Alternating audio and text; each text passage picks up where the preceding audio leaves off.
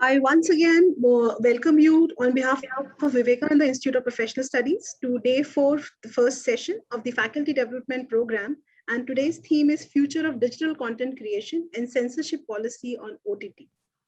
Before we start, I would like to invite our Dean of the Department of Journalism and Mass Communication, Professor Dr. Charulata Singh, for the welcome address. Thank you, Mona.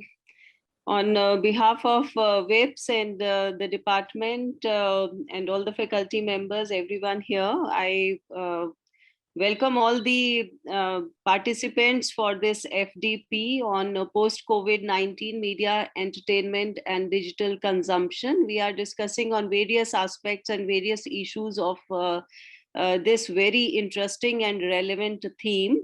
And today's topic is launching of OTT and content creation. So we have with us our esteemed speaker, Mr. Vishnu S. Upadhyay. We welcome you, sir, for this session. And we look forward to this very interesting and very important topic. And I think all the participants are eagerly waiting for this topic to be discussed and deliberated upon. So thank you so much, and I would over to Mona, please. Thank you, ma'am.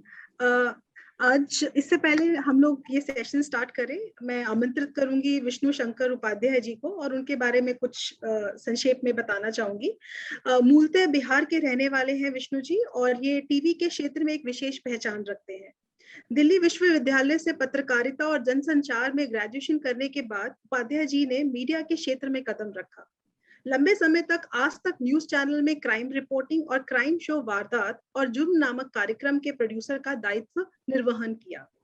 आज तक के साथ कई वर्षों तक जुड़े रहने के उपरांत एबीपी न्यूज के साथ जुड़े, जहां लंबे समय तक फिल्म रिपोर्टर और क्राइम शो प्रोड्यूसर के साथ ही तमाम डॉक्यूमेंट्री और डॉक्यूड्रामा फिल्मों का निर्माण, लेखन और निर्देशन किया। तदुपरांत Fox History and Entertainment channel के लिए क्राइम ड्रामा सीरीज का निर्देशन कार्य भी सकुशल किया।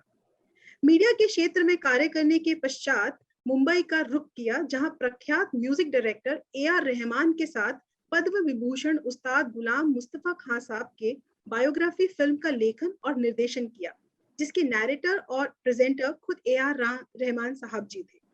इसके साथ ही प्रख्यात निर्माता निर्देशक प्रकाश झा के साथ फिल्म लेखन और डॉक्यूड्रामा सीरीज का निर्देशन भी किया।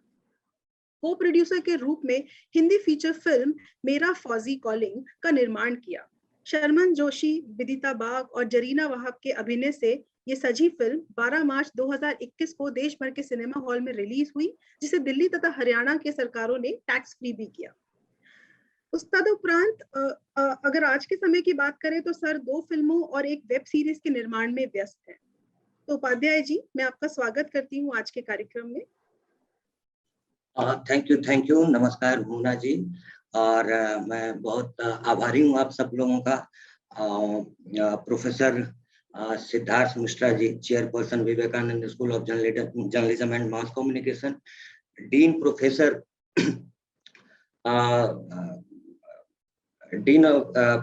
चारुलता सिंह जी, मोना जी और सभी लोग यहाँ पे जो भी लोग हैं, आप लोगों ने एक तरीके से मुझे शेयर करने के लिए एक मंच दिया है अपने अनुभव को।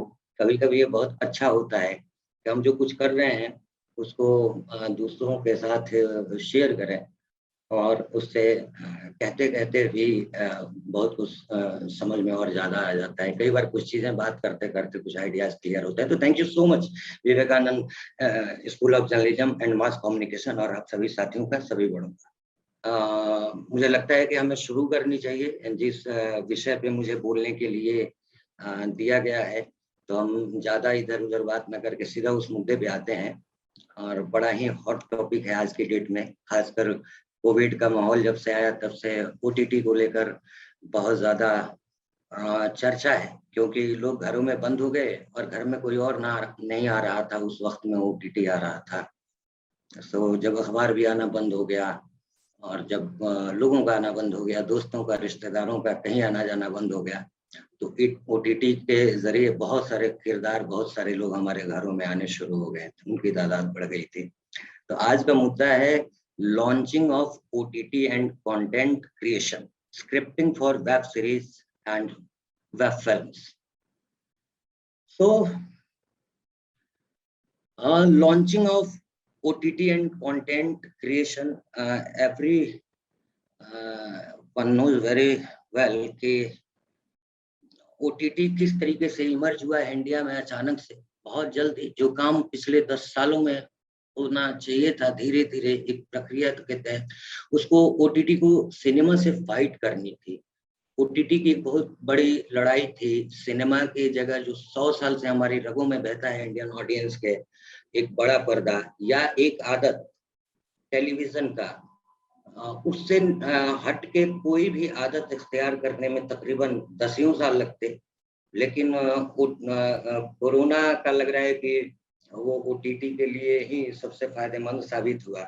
बाकी पूरी दुनिया का नुकसान कर गया, लेकिन OTT का बहुत बड़ा मार्केट खड़ा कर गया, क्योंकि बड़ी आसानी से OTT प्लेटफॉर्म्स को हमने अपने घरों में एंट्री दी, हम सब्सक्राइबर बने.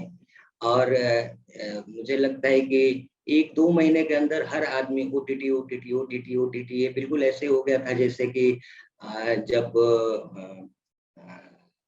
नोटबंदी के टाइम में पेटीएम लोग करने लगे थे, वैसे इस समय OTT हो गया था. तो OTT की लॉन्चिंग हमारे यहाँ तकरीबन मुझे लग रहा है कि 4-5 साल हो गए. लेकिन इधर 1.5-2 सालों में काफी बूम, और कोरोना ने तो रात असर पूरा कर दिया. तो इससे आगे ये बढ़ते हैं कि ये सभी को पता है कि OTT ने लीड क्यों लिया. तो एक तो वजह रही कि हमारी जिंदगी के, हमारे लाइफस्टाइल में जो परिवर्तन आ गया, वो वजह रही कोविड. दूसरी वजह ये रही कि बहुत मुश्किल हो पा रहा है बड़े पर्दे का जो फाइनेंस है और उसकी इकोनॉमी है, और इंडिया में जो एक लिमिटेड थिएटर है, तो बहुत सारी फिल्में थिएटर तक पहुंचनी मुश्किल थी. अप्रोक्सीमेटली 5-6 हज़ार थिएटर हैं नॉर्थ इंडिया में, और उसमें साल भर में तकरीबन 700-800 फिल्में इस समय भी इंडिया में बन रही थी. 1.5-2 साल पहले तक बहुत सारी फिल्में थिएटर तक नहीं पहुंच पा रही थी. जो बड़ी फिल्म होती हैं वो अपने ब्रांड और पैसे के दम पे पहुंचती हैं, छोटी फिल्में नहीं पहुंच पा रही थी, नए लोगों की फिल्में नहीं पहुंच पा रही थी. ये बड़ा एक मन में लोगों को तलाश थी, मेकर को तो ऑलरेडी तलाश थी कि हमें कोई प्लेटफॉर्म मिले. ऑडियंस के साथ ये था कि डे बाय डे लाइफ के चैलेंजेस बढ़ रहे हैं, समय कम हो पा रहा है, हम जीवन में टेक्नोलॉजी घुसता चला जा रहा है, और इसी तरीके से हमने जीवन को एंटरटेनमेंट के फील्ड में भी सिनेमा हॉल में फिजिकली प्रेजेंट होना और जाना आना और धक्के खाना और पार्किंग खोजने से अच्छा था कि लोगों ने, मेकर को प्लेटफॉर्म चाहिए था कि जहां वो नए एक्सपेरिमेंट कर सके, उनकी फिल्म रिलीज हो, प्लेटफॉर्म मिले, क्योंकि सिनेमा सभी मेकर्स के लिए संभव नहीं था थिएटर तक पहुंच पाना. और OTT ये मौका देता है नए लोगों को भी, छोटे प्लेटफॉर्म्स, बड़े प्लेटफॉर्म्स. लेकिन एक बात ध्यान रखने लायक है कि सिनेमा हॉल का पर्दा वहीं होता है. अक्षय कुमार की भी और शाहरुख खान की, सुपरस्टार्स की भी फिल्में उसी पर्दे पे जाएंगी. एक नए एक्टर, नए मेकर की भी फिल्में उसी पे जाएंगी. OTT में ये है कि बहुत छोटे छोटे प्लेटफॉर्म्स भी है. मतलब कि अगर आप नेटफ्लिक्स और अमेजॉन और हॉटस्टार की पकड़ नहीं रखते हैं, तो आपको बहुत सारे दूसरे छोटे प्लेटफॉर्म्स मिल जाते हैं जो कि कम से कम रेवेन्यू शेयरिंग पे आपके कंटेंट को एक प्लेटफॉर्म दे देते हैं, एक जगह दे देते हैं. तो सबसे पहली खुशी होती है, पैसा कमाना तो बाद में, पहली खुशी होती है एक मेकर के लिए कि इस दुनिया के एक डोमेन में उसका एक कंटेंट बनाया हुआ है, क्रिएशन है, और वो पड़ा हुआ है, anybody can access any time. So that is good for maker, और दर्शक के लिए भी घर में मिल गया. तो अब सबसे बड़ी बात यह है कि अभी भी OTT जो एक अनुमान है, मैं बहुत ज्यादा डाटा में नहीं जाऊंगा, लेकिन एक अनुमान के मुताबिक अभी 3-4 साल 5 साल तक OTT लगातार ग्रो करने वाला है, लगातार ग्रो करने वाला है, और वो दिख भी रहा है. धीरे धीरे सिनेमा कल्चर में ये तब्दीली आएगी. अभी एक बड़ी कमाल की बात है कि पीछे बहुत सारी फिल्में सिनेमा हॉल में रिलीज नहीं हो सकी, तो बड़े बड़े स्टार्स की फिल्में OTT पे आई। लेकिन अभी हालिया पिछले हफ्ते बेल बॉटम रिलीज हुई है अक्षय कुमार की। 50% ऑक्यूपेंसी के साथ तमाम सिनेमा घरों में ये फिल्म लगी, लेकिन लोग नहीं गए।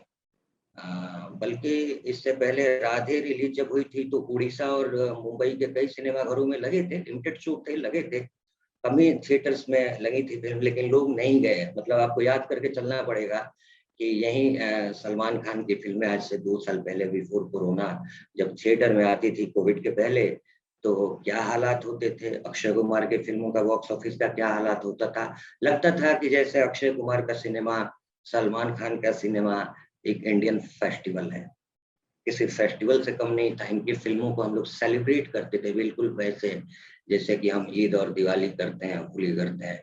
हमारे कल्चर का हिस्सा था कि हम शाहरुख, सलमान और अक्षय कुमार और अजय की फिल्में देखेंगे। बट ये बदल रहा है, ये बदल रहा है, और इसको कुछ वक्त ने बदला, कोविड ने बदला, कुछ एक अल्टरनेटिव जो आया, जो ऑप्शन आया OTT, उसने भी बहुत ही शानदार तरीके से, बड़ा ही स्मूथ ये चेंज को वो जरिया बन रहा है।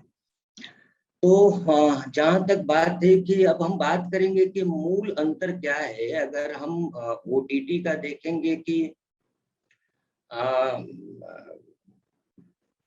स्क्रिप्ट, चाहे वेब सीरीज हो या सिनेमा का हो, और OTT का, तो हम इस पे आते हैं कि क्या अंतर है। अंतर ये है कि जब मीडियम बदलता है तो कुछ तरीके बदल जाते हैं, टेक्नोलॉजी के हिसाब से थोड़ा सा प्रेजेंटेशन बदल जाता है, ज्यादा कुछ नहीं बदलता। एक्चुअली बहुत सारे लोग सोचते हैं कि मैं सिनेमा के लिए स्क्रिप्ट लिख रहा हूँ, तो मैं OTT के लिए लिख रहा हूँ, मैं वेब सीरीज के लिए लिख रहा हूँ, मैं एक सिंगल OTT फिल्म के लिए लिख रहा हूँ, मैं सिर्फ 2 घंटे के थिएटर के लिए लिख रहा हूँ, मैं रेडियो के लिए लिख रहा हूँ, मैं स्टेज के लिए प्लेज लिख रहा हूँ, और ये सब कुछ अलग अलग है। नहीं, ये बिल्कुल अलग अलग नहीं है। मुझे ये बिल्कुल ऐसे है कि जैसे आपको किसी भी कोई ज्वेलरी बनवानी है, तो उसके कोई भी शेप और आकार हो सकता है। मेन बात है कि आपके पास गोल्ड होना चाहिए। तो गोल्ड होगा तो आपके डिजाइनिंग और आपके शेप आप दे सकते हैं, अलग अलग तरीके से उसको बनाया जा सकता है, लेकिन बेसिक गोल्ड तो चाहिए आपके पास। वो मेटल चाहिए जिसका भी आप ज्वेलरी बनाना चाहते हैं, वो स्टोन चाहिए जिसका भी बनाना चाहते हैं, वो बेसिक मेटल चाहिए। बेसिक मेटल क्या है? हमारा राइटिंग। एक लेखक के लिए सबसे बेसिक जो पूंजी है, कमाई है, वो राइटिंग, वो सोना है। उससे कोई भी ज्वेलरी, कोई भी गोल्ड, कुछ भी बना, कोई भी चीजें बना सकता है। तो जो भी लोग इस एरिया में आना चाहते हैं कि उनको राइटर बनना है, वो ऐसे ना सोचें कि OTT का बनना है, तो सिनेमा हॉल का बनना है, तो वेब सीरीज का बनना है, टेलीविजन का बनना है। नहीं, उनको लेखक बनना है। जब आपके पास एक लेखक की समझ आ जाएगी, जब आपके पास basic content, point of view आपका जब पुख्ता हो जाएगा, एक लेखक का पॉइंट ऑफ व्यू क्या होता है, एक लेखक में एक आम आदमी में क्या फर्क होता है, थोड़ा सा ध्यान आप लोग देंगे। कुछ टाइम पहले, आज से जब मैं 10 साल पहले न्यूज चैनल्स में होता था, तो मेरे को ये लगता था कि I am very much rich about content, क्योंकि मैं दुनिया भर के हमारे जो रिपोर्टर्स होते थे देश भर में, हर छोटे शहर में भी, बड़े शहर में भी, कम से कम हमारा मेन रिपोर्टर ना हो, स्टाफर ना हो, तो एक स्ट्रिंगर तो रहता ही था, जो कि उस मोहल्ले की घटना हमें दे देता था। और असाइनमेंट डेस्क पे बहुत सारी स्टोरीज आती थी। मैं वारदात प्रोड्यूस करता था, तो 10 खबरें उसमें से उठा लेता था रात को दिखाने के लिए अपने आधे घंटे के बुलेटिन में। तो मुझे लगता था कि मेरे पास इतनी ज्यादा कहानियां हैं, मैं जब जाऊंगा तो मेरे पास कहानियों की कमी नहीं रहेगी जब मैं फिल्म बनाने जाऊंगा तो। और वाकई ये सच था कि मेरे पास उस वक्त में बहुत ज्यादा कहानियां थी। किसी भी रिपोर्टर के पास जो एक मेन स्ट्रीम जर्नलिस्ट था, चाहे प्रिंट का और चाहे उसका, उन सबके पास बहुत ज्यादा कहानियां थी। लेकिन हुआ क्या कि इंटरनेट आ गया। बॉम्बे वाले हमारी न्यूज की कहानियां देख देख के और फिल्में बनाते थे, उस पे बेस्ड करते थे। मैं जुर्म और वारदात प्रोड्यूस कर रहा था, उसके बाद बहुत टाइम के बाद से क्राइम पेट्रोल और सावधान इंडिया, उसी के तर्ज पे उन लोगों ने हमसे संपर्क भी किया था। तो बहुत सारा आइडिया एंटरटेनमेंट टेलीविजन को न्यूज देख के आता था। इंटरनेट आने के बाद वो सारा न्यूज जो मेरे पास था वो सब बॉम्बे वालों के पास था। उसके लिए जर्नलिस्ट होने की कोई जरूरत नहीं थी। वो जितना कंटेंट मैं जानता था कि आज सुबह ये घट गया, इंटरनेट के बाद बॉम्बे में बैठा हुआ एक आदमी भी जानता था। उसको कोई मारा मारा रिपोर्टर की तरफ फिरने की जरूरत नहीं थी, उसको कोई भी जर्नलिस्ट बनने की जरूरत नहीं थी। तो कंटेंट तो सबके पास आ गया। तो यहाँ पे एक ध्यान देने वाली बात है, मिसाल के तौर पे हम एक फिल्म देखें, नो एंड किल जेसिका, ऐसी जो सच्ची घटनाओं पे फिल्में बनती हैं, सभी लोग जानते हैं कि एक थी जेसिका, उसके साथ ऐसा हुआ, किसी ने उसको शूट कर दिया, वहां लोग थे, वो मुकर गए, फिर केस हुआ, कोर्ट में सबूत नहीं पेश हो पाए, सब लोग जानते थे, न्यूज ने इसको 1000 बार दिखाया, बट फिर भी उस पर फिल्म बनी, नो एंड किल जेसिका। ये क्या था? और वो बहुत सक्सेसफुल रही फिल्म। तो यहाँ लेखक का कमाल था। होता क्या है कि पहले इस दुनिया के लिए हर कंटेंट अजनबी था। इंटरनेट के पहले, इंटरनेट और मोबाइल के पहले इस दुनिया की बहुत सारी बातें बहुत कम लोगों तक पहुंच पाती थी। बहुत सारे लोगों को दूसरों से धीरे धीरे पता चलता था। अभी एक साथ पूरी दुनिया को वो सारी बातें पता चल जाती। और हम अब कोई भी ऐसा सब्जेक्ट नहीं उठा सकते जो सामने वाले को पहले से नहीं पता। पहले ऐसा होता था कि नहीं पता होता था। मुझे बड़े अच्छे से याद है कि केतन मेहता ने दशरथ मांझी पे फिल्म बनाई थी, माउंटेन मैन।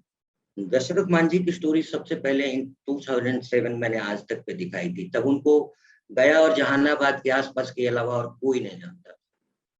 वहां पे एक बहुत बड़े राइटर हैं शैवाल, जिन्होंने जो फिल्में भी बहुत लिखे हैं, प्रकाश झा के मृत्युदंड वगैरह, दामुल वगैरह, उन्होंने बताया था कि किस तरह का आदमी है। और तब देश नहीं जानता था कि दशरथ मांझी कौन है। तो मैं जाके उनको स्टोरी कवर करके और आज तक पे दिखाया था कि एक आदमी पहाड़ तोड़ रहा है। छोटी सी स्टोरी करी थी। धीरे धीरे लोग उनको जानना चालू हुए। अब वो कहानी सबको पता थी, उस कहानी को भी फिल्म बनाना है। लेखक का कमाल क्या है यहाँ पे कि लेखक क्या करते हैं, वो चाहे सिनेमा का हो या OTT का, जानते आप भी हैं वो घटना, जानता मैं भी हूँ, लेकिन मैं पॉइंट ऑफ व्यू आपको नया दे दूंगा। कहानी वही आप देखेंगे, नजरिया मैं नया दे दूंगा। ये फर्क हो जाता है। आज की डेट में कोई भी कहानी नहीं है, सब कुछ सबको पता है, क्योंकि इंटरनेट है, पूरी दुनिया एक हो चुकी है। तो ग्लोबल विलेज, सबको सब कुछ पता है। अब क्या है, नया point of view. Content creation में सबसे बड़ा चैलेंज है, एक्सक्लूसिव तो कुछ है ही नहीं। अब तो आप ऐसा कुछ नहीं दिखा सकते कि जिसमें लोग अच्छा ऐसा हुआ, मैं नहीं जानता, आप नहीं जानते होंगे, बगल वाला जानता होगा। मोस्टली लोग जान जाते हैं चीजों को। तो हम उसमें पॉइंट ऑफ व्यू चेंज करते हैं, एक नया नजरिया दिखाते हैं। तो लेखक का काम आज की डेट में लिखने से ज्यादा नए तरह से लिखना है। कि अब पहले नहीं था इंटरनेट, तो लोग अब जो लिखते थे वो नया होता था। जो घटना बता रहे थे वो अपने आप में घटना ही नहीं होती थी। तो वो थोड़ा सा ये सुविधा थी। अब जब सब कोई वो जानता है, नो एंड किल जेसिका जब आदमी आदमी जानता है कि क्या हुआ, न्यूज ने 1000 बार दिखा दिया, उसके बाद उस पर मुझे फिल्म बनानी है या OTT बनाना है या वेब सीरीज बनानी है, तो फिर हम क्या करेंगे? तो वो स्टोरी लाइन जो इसका फिल्म का नाम है नो एंड किल जेसिका, वो अपने आप में वही पॉइंट ऑफ व्यू था फिल्म था कि जेसिका मरी लेकिन किसी ने मारा नहीं। कोर्ट ने भी यही कहा था कि जेसिका मरी लेकिन किसी ने नहीं मारा। ये तो टाइम्स ऑफ इंडिया ने अपनी हेडलाइन बनाई। तो मूल बात ये है कि कंटेंट क्रिएशन में जो कंटेंट आप क्रिएट कर रहे हैं, बहुत मुमकिन है कि वो दुनिया जानती हो पहले से कि ऐसा हुआ था। अब आप क्या करेंगे? आप ऐसी कौन सी चीज ले आएंगे जो इस दुनिया के लिए नहीं होगी आज के जमाने में? मुझे लगता है बहुत मुश्किल बात है। ऐसा कोई भी नया कंटेंट ले आना, नई घटना ले आना, नई कल्पना करना तक, कल्पनाएं भी इतनी आगे जा चुकी हैं कि कल्पनाओं के भी अंत को लोग छू रहे हैं, विज्ञान छू रहा है, इंसान छू रहा है। तो अब सबसे ज्यादा मामला है कि किसी को लिखना है, चाहे सिनेमा के लिए, ओटीटी के लिए, तो वो उसी बात को नया नजरिया देते, बिल्कुल नए नजरिए से लिखे, नया नजरिया, एक नई बात बताए।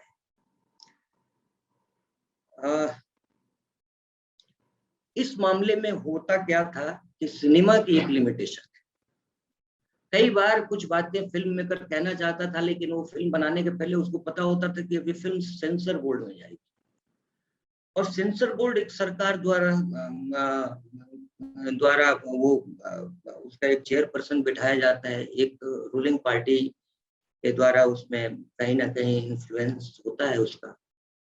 तो एक विचारधारा को लेकर या किसी भी चीज को, उसमें तमाम तरीके के मुश्किलात आती हैं सेंसर बोर्ड के साथ। सेंसर बोर्ड के साथ ये था कि आप एक लिमिट से ज्यादा खुल के बात नहीं कर सकते अपनी फिल्म की कहानी में, किसी भी मुद्दे पे, रिलीजन के मुद्दे पे या कास्ट के मुद्दे पे। बहुत सारे ऐसे मुद्दे हैं हमारे देश में जी, बड़ा संभल के, क्योंकि आपने अगर साहस भी किया तो सेंसर बोर्ड उसको जनहित में, और वो ठीक भी एक तरीके से, क्योंकि हमारा देश बहुत बड़ा देश है, बहुत विविधता है, तो इतना रिस्क भी नहीं लिया जा सकता कि एक सिनेमा की वजह से बहुत ज्यादा उथल पुथल मच जाए। तो सेंसर बोर्ड अपनी जिम्मेदारी निभाता है, बट ओटीटी ने इस चीज को पूरा बदल दिया। एक तो हमने बात की कि ओटीटी के उदय का, और उदय तो चलिए ठीक है, ओटीटी का जन्म होना तो फिर भी समझ में आता है कि टेक्नोलॉजी आई है, जैसे यूट्यूब आया वैसे ओटीटी आ गया। यूट्यूब और ओटीटी में कोई बहुत ज्यादा का अंतर नहीं है, उसका एक थोड़ा सा जो रेवेन्यू मॉडल है वो थोड़ा सा फर्क हो जाता है, कोई ज्यादा का तो अंतर नहीं है। वो एक कंपनी के जरिए होकर उसका रेवेन्यू जाता है ओटीटी का, यूट्यूब का ये कंपनी के जरिए जाता है, लेकिन उसमें बहुत सारा एक्सेस आपको किया गया है, वो ज्यादा अंतर नहीं है। ज्यादा अंतर जो ओटीटी का हुआ वो कंटेंट का हुआ। असल में ओटीटी जहां सिनेमा खत्म होता है वहां से ओटीटी की कहानी शुरू होती है। सिनेमा की कहानी जहां खत्म, एक बड़ी अच्छी एक बात मैं हमेशा सुना करता था, ओशो का एक कोट था कि जहां विज्ञान खत्म होता है वहां से अध्यात्म शुरू होता है। मुझे कई बार लगता है कि फिल्म की कहानी जहाँ खत्म होती है, फिल्म का विचार जहाँ पे खत्म होता है, ओटीटी का विचार वहां से शुरू हो जाता है, ओटीटी का कंटेंट वहां से शुरू होता है। एक्चुअली ओटीटी में आप घिसी पिटी बात नहीं कर सकते, जो सिनेमा में आप, ओटीटी के पास वो पावर नहीं है कि साउंड से खेला जा सके, उसमें स्पेशल इफेक्ट को एंजॉय किया जा सके, उसमें इको साउंड, सराउंडिंग साउंड, तमाम तरीके की चीजें ओटीटी के पास ये सब है नहीं कैपेसिटी। ओटीटी एक मोबाइल पे है, एक छोटी सी स्क्रीन पे आप चलते हुए सुन रहे हैं, शोर में सुन रहे हैं, बस में सुन रहे हैं, आप ट्रेन में सुन रहे हैं। तो ओटीटी सिनेमा में वो आप एंजॉय करते हैं, अंधेरे बंद कमरे में वो साउंड को आप थोड़ी देर के लिए भूल ही जाते हैं, सारी दुनिया आप उन चीजों में। लेकिन यहाँ पे आप बहुत सारा ओटीटी देखते वक्त आप अपना काम भी कर रहे होते हैं, आप घूम भी रहे होते हैं, ट्रैवलिंग भी कर रहे होते हैं। तो क्या होता है कि ये जो कोई फिल्म अगर ओटीटी पे आ जाती है तो उसमें तो चलिए वो तो फिल्म के लिए बनी थी, लेकिन नया जब कोई कंटेंट स्पेशली ओटीटी के लिए बनता है तो सबसे ज्यादा इंपॉर्टेंट हो जाता है, क्योंकि वहां पे मेस्मराइज करने के लिए टेक्नोलॉजी या स्पेशल इफेक्ट या साउंड के लेवल पे खेलने के ज्यादा स्कोप नहीं है। तो फिर बात आ जाती है कि वो कौन सी बात मिसिंग थी अभी तक एंटरटेनमेंट इंडस्ट्री की स्टोरी टेलिंग में, जो कि हम जिसको कि उस कमी को हम पूरा करें। तो मुझे लगता है कि सेंसरशिप की वजह से सिनेमा में, और चूंकि हमारा कंट्री कुछ इतना सेंसिटिव है कई मामलों में, तो हम लोग बहुत ही डर के फिल्में बनाते हैं।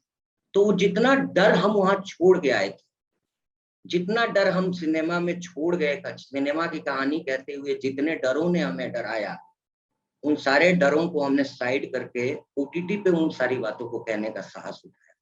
तो सिनेमा की कहानी जहां खत्म होती है, ओटीटी की कहानी वहां से शुरू होती है। ये ओटीटी का एक बहुत ही दिलचस्प पहलू है। आप किसी भी तरीके का, चाहे वायलेंस हो, एंगर हो, किसी भी तरीके की कोई बात को आप डिटेल जा सकते हैं ओटीटी में। सिनेमा में बहुत सारी चीजें सिंबॉलिक तौर पे ही हमें कहें कि खाना पूर्ति करनी पड़ती थी, लेकिन ओटीटी में आप काफी डिटेल जा सकते हैं, बहुत डिटेल जा सकते हैं। और चूंकि सिनेमा एक 2 घंटे का की कहानी है, 2-2.5 घंटे में आपको फिल्म कहनी होती है, तो उसकी एक लिमिटेशन ये होती है कि डिटेलिंग की गुंजाइश होती भी नहीं है। बहुत सारी जगहों पे मैं देखता हूँ कि जब फिल्म एडिट होती है या शूट होती है तो ये मान के चला जाता है कि यार इस शॉट को और 3 सेकंड कम ले सकते हैं क्या, इस डायलॉग को और 4 सेकंड कम में बोल सकते हैं क्या, यार लंबा हो रहा है। लंबा होने से क्या होगा कि कहानी लंबी हो जाएगी तो पेस कम हो जाएगा, तो लोग बोर होने लगेंगे। ये सब समस्याएं ओटीटी के साथ नहीं है, फुल फ्रीडम है। आपको अपने क्रिएटिव जितनी कहानी की डिमांड है, कई बार सिनेमा में डिमांड होते हुए भी इतना डरे होते हैं प्रोड्यूसर और डायरेक्टर कि कहते नहीं और छोटा करो, नहीं और छोटा करो। मतलब एक एक्टर को बोलना भी होता है, अगर कोई बहुत मजा हुआ एक्टर है और वो रुक रुक के बोलना चाहता है, सपोज उसको लगता है कि मैं रुक के सोच के पॉज लेके इधर उधर देख के बोलूंगा, ठहराव दे के बोलूंगा, तो कैरेक्टर ज्यादा निखर के आएगा। लेकिन डायरेक्टर कहेगा नहीं आप फ्लो में बोलिए, फ्लो में बोलिए। अब यहाँ पे एक्टर जानता है कि फ्लो में बोलने से वो कैरेक्टर कमजोर हो जाता है, लेकिन डायरेक्टर कह रहे नहीं फ्लो में बोलो यार, इतना टाइम मतलब बोरिंग हो जाएगा, पेस मेंटेन करना है मुझे और फिल्म को छोटी से छोटी रखनी है। ओटीटी में ये है, ओटीटी में एक्टर प्रॉपर अपना एक्ट दिखा सकता है। ओटीटी की ताकत कंटेंट और अभिनय है। इसीलिए आप एक बात गौर करेंगे कि जो अभिनेता ये कहा जाता था कि बहुत अच्छे अभिनेता है लेकिन फिल्मों में हल्के फुल्के में निपटा दिए जाते थे, वो सारे ओटीटी में बहुत कामयाब है। वो आप फैमिली मैन मनोज वाजपेयी की बात कर लें, आप पंकज त्रिपाठी की बात कर लें, इनके अलावा जयदीप अहलावत और ऐसे तमाम एक्टर्स हैं जिनको कि फिल्म में चूंकि फिल्म एक स्टार के दम पे मार्केटिंग होती है फिल्म की, कौन सा स्टार है वो ज्यादा जरूरी होता है बनिस्बत की क्या कहानी है। फिल्म का जो पूरा व्यवसाय है उसमें पहले कास्ट क्या की है, वो कहानी पूछेगा, बने फिल्म से पूछेगा कास्ट कौन, लीड कौन कर रहा है, स्टार कौन है। इन्वेस्टर हमेशा ये पूछेगा, कहानी सुना देना बाद में, पहले ये बताओ किसको साइन किया। तो सिनेमा एक एक्चुअली ब्रांड चेहरे के दम पे चलता है। वो लोग अपनी फैन फॉलोइंग मेंटेन करते हैं एक्टर, और हम उसको उठा के एक फिल्म बनाते हैं और काफी हद तक हम पैसा रिकवर कर लेते हैं अगर स्टार बड़ा हो तो, क्योंकि वो स्टार ने वो मेहनत कर रखी है, वो अपनी फैन फॉलोइंग को बरकरार रखा हुआ है तमाम तरीके से अपने को प्रमोट करके, एक मार्केट में पूरा हवा क्रिएट करके। ओटीटी पे ऐसा नहीं है। ओटीटी जो कि कंटेंट का मीडियम है, मतलब हम साउंड और गाना और सराउंडिंग साउंड और स्पेशल इफेक्ट को सुन नहीं सकते छोटे से मोबाइल पे या एक टीवी पे या चलते हुए, तो हमें वो एंगेजिंग कंटेंट चाहिए कि जो हम एकदम यूं कर लें, अच्छा हम भूल जाएंगे हम ट्रेवल कर रहे हैं, हमारे अगल बगल में कौन बात कर रहा है, क्या हो रहा है, हम सब भूल जाएंगे। अरे कंटेंट, एक्चुअली कंटेंट, ओटीटी में कंटेंट किंग है। और जब कंटेंट किंग होगा तो जाहिर सी बात है कि स्टार नहीं चाहिए, एक्टर चाहिए, दमदार एक्टर चाहिए होगा, क्योंकि कंटेंट कितना हो किंग हो जाए, कितना हम अच्छा लिखते हैं उसको आखिर नरेट कौन करेगा, थ्रू एक्टर करेगा ना, तो एक्टर दमदार हो जाएगा। इसीलिए ओटीटी की वजह से बहुत सारे एक्टर जो इंडस्ट्री से तकरीबन गायब हो रहे थे, वो काम करना चाहते थे, उनमें पोटेंशियल था या उनको हल्के फुल्के में निपटा दिया था जा रहा था, क्योंकि बहुत सेट एक पैटर्न था सिनेमा का। तो वो बहुत अच्छा काम कर रहे हैं, बहुत बिजी हैं। ये याद रखने वाली बात है, ये बड़ी ध्यान देने वाली बात है कि ये बहुत मुमकिन है कि ओटीटी पे सुपर स्टारडम नहीं होगा। मतलब ओटीटी का सुपरस्टार वही होगा जो बहुत मजा हुआ एक्टर होगा, एक जो चेहरा दिखा के और फैन फॉलोइंग कायम करने वाली जो बात होती है, मेरे हिसाब से ओटीटी पे वो संभव नहीं। ओटीटी में दमदार एक्टर चाहिए, सिनेमा में चलेगा, वो चलता आ रहा है और वो चलेगा सुपरस्टार, और वो पूरे जो फैंटेसी की दुनिया रची जाती है वो सिनेमा में चलता रहेगा, चल भी सकता है। आगे ये बड़ा क्लियर हो गया है कि अब धीरे धीरे फिर से थिएटर्स खुल रहे हैं, और ये बड़े क्लियर है कि छोटी कहानी जो स्टोरी ओरिएंटेड जो फिल्में हैं जिनका मेन ग्रिप जो है, जो मेन यूएसपी जिसकी कहानी होगी, वो ओटीटी पे जाएंगी, और जो बाहुबली टाइप का या रोहित शेट्टी मार का सिनेमा होगा वो सिनेमा हॉल में जाएगा। दोनों का भला है। छोटे मेकर्स को सिनेमा हॉल नहीं मिलते थे, मिलते भी थे तो उनको उलझ जलूल टाइम दे दिया जाता था, कम स्क्रीन दे दिए जाते थे, सिनेमा हॉल पाने की मारामारी हमेशा रहती थी रिलीजिंग की। तो दोनों के लिए फायदा है। जो बाहुबली वीडियो गेम वाला सिनेमा की गाड़ियां उड़ रही हैं, उनको बनानी है, वो सिनेमा हॉल में जाएंगी, लगेंगी और वो भी चलेंगी, और जिसमें बहुत ही अच्छी कहानी होगी, बहुत ही बेहतरीन कहानी होगी, तो वो आएंगे ओटीटी पे। और उसमें तमाम जो थिएटर के एक्टर्स जो नेशनल स्कूल ऑफ ड्रामा से निकलते हैं, या देश भर से थिएटर के मजे हुए लोग, या खुद से ही अपने को अभिनेता के तौर पे जो तैयार किए हुए लोग हैं, वो सारे उसमें बहुत ही बेहतर तरीके से निकल के आएंगे। मुझसे अभी कुछ दिन पहले ये दिल्ली यूनिवर्सिटी का एक वेबिनार था, मेरे हिसाब से खालसा कॉलेज का, तो मैं सिनेमा पे ही बोल रहा था। तो किसी ने कहा कि ये बड़े बड़े एक्टर अब आ रहे हैं कि थिएटर के एक्टरों ने सिनेमा को बदल दिया, ओटीटी को। मेरा कहना था, मैंने कहा कि नहीं, मीडियम बदला, ओटीटी आया तो कंटेंट बदला, और कंटेंट बदला तो पंकज त्रिपाठी आया। वो पंकज त्रिपाठी बॉम्बे के उन्हीं गलियों में रहते, मनोज बाजपेयी, सत्या जैसी एक फिल्म से, कुछ एक और फिल्मों से वो जरूर नाम कर लिए थे, लेकिन बहुत लंबे टाइम तक उन्होंने उसके बाद भी बहुत तगड़ा संघर्ष किया है। और इक्का दुक्का फिल्में छोड़ दें तो जिस पोटेंशियल के वो एक्टर हैं, उतना उनको ओटीटी पे ही करने को मिला है, क्योंकि लीड रोल में वो चले नहीं और चल भी नहीं सकते थे। वो नेचर ही नहीं है सिनेमा का। सिनेमा हमेशा एक प्रोडक्ट बनाता है, एक ब्रांड बनाता है, उसकी हैमरिंग करता है, उसका बहुत पब्लिसिटी करता है, शोर मचाता है, फिर उस चेहरे को दिखा के पैसा कमाता है। मनोज वाजपेयी वो चेहरा नहीं हो सकते थे, लेकिन जहाँ एक्ट करने की बात थी वहां वो हो सकते थे, इसलिए उन्होंने ओटीटी के आते ही अपना स्टारडम दिखा दिया। मतलब ओटीटी के वो सलमान खान है इस समय। सो मुझे ये जो बात समझ में आई कि ये बड़ी ही ध्यान देने लायक बात है कि मनोज बाजपेयी और पंकज त्रिपाठी कुछ भी नहीं कर पाते, एटलीस्ट पंकज के मामले में, क्योंकि पंकज तो बहुत बाद में आए थे, मनोज जी तो बहुत पहले से हैं। उनको थोड़ा सा फेम मिल गया था, कुछ किस्मत वाले हैं, कुछ उनकी मेहनत, कुछ प्रतिभा, लेकिन पंकज वगैरह तो बड़े एक्टर नहीं बन पाते अगर ओटीटी नहीं होता तो। और ओटीटी से वो बड़े एक्टर इसलिए बने कि राइटर ने एक्चुअली क्या किया, राइटर ने ऐसा कंटेंट लिखा कि उसमें सलमान खान चाहिए नहीं था, नहीं तो ओटीटी वाले भी उतार देते, ओटीटी वाले भी वो सारे चेहरों को उतार देते, बट वो कंटेंट सिनेमा में ऑलरेडी लोग देख रहे थे, और ओटीटी में कुछ नया चाहिए था। उबड़ खाबड़ चेहरे, उबड़ खाबड़ कहानियां, हिंदुस्तान के किसी भी कोने की कहानी बिना किसी तरीके के, बहुत ही रियलिस्टिक टच, उसका जो शूट है बहुत ही रियलिस्टिक। तो क्या होगा, एक्टर्स की जरूरत पड़ने लगी। तब लोगों को याद आया कि यार ये पंकज त्रिपाठी, एक्चुअली पंकज त्रिपाठी माथा खपा खपा के रह जाते अगर ये राइटिंग नहीं हुई होती, तो उनका पोटेंशियल सामने नहीं आता।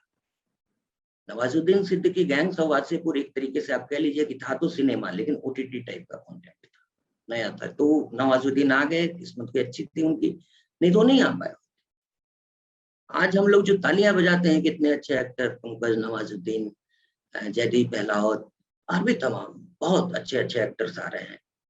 एक्चुअली ये राइटिंग अगर नहीं होती, ये कंटेंट नहीं बदला होता ओटीटी की वजह से, ये नहीं होता, आपको पता भी नहीं होता कि ऐसा कोई एक्टर है बॉलीवुड, होता ही नहीं, बहुत मुश्किल बात थी इनकी। चूंकि यहाँ पे अभिनय की जरूरत पड़ गई, यहाँ पे वो डिटेलिंग पे जाना था, वहां पे वो छोटे छोटे जेस्चर, वो बॉडी लैंग्वेज, वो एक्सप्रेशन, वो पॉजेस, वो स्पीच, वो डिलीवरी, इन सब चीजों की जरूरत थी, क्योंकि स्क्रीन छोटा था ओटीटी का। मोबाइल पे लोग ज्यादातर देखते हैं, या चलते हुए टैबलेट पे देख लेते हैं ओटीटी, तो कुछ तो चाहिए ना।